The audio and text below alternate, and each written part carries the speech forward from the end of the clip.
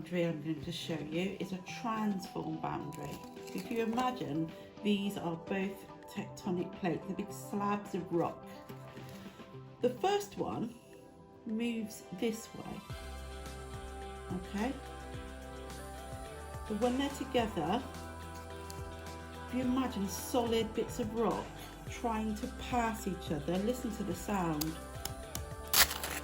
And it slips just like that in the earth. And when that catches and it slips, that is what shakes the earth. That is what causes the earthquake.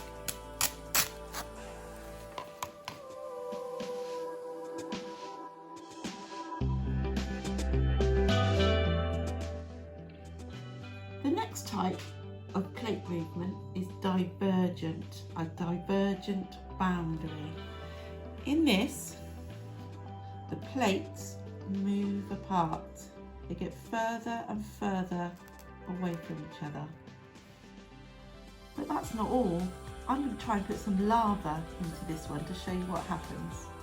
I'm going to make it with some squirty cream.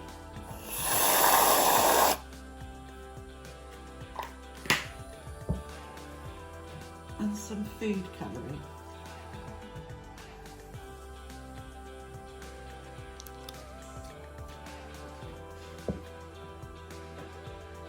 Mix that together a little bit.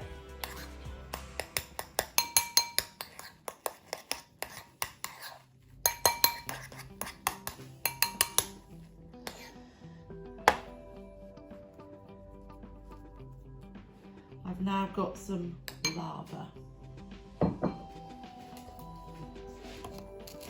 Okay, so we've got our plate boundaries together. And like I said, this one is going to be a divergent boundary, so it's going to move apart. Whilst it's under the rock though, it's not called lava, is it? It's magma. So are you ready? These are going to come apart, they're going to move apart, and that exposes the lava now. And what will happen, that lava will cool down and become new earth crust, so it will harden into a rock again. That's a divergent boundary.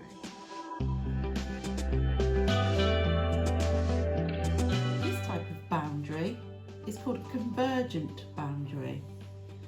And this time, the plates, they're moving towards each other and they eventually collide.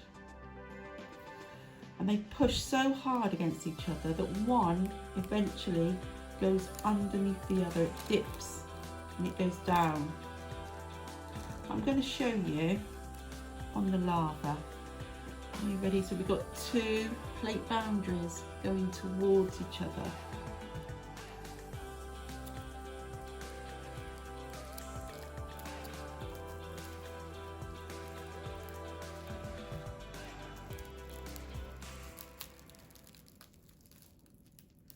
Can you see what's happening to that one cracker?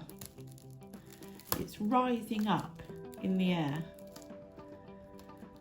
And that is also what happens in real life, because when that plate boundary goes underneath, the top one rises up, forming a mountain and volcanoes.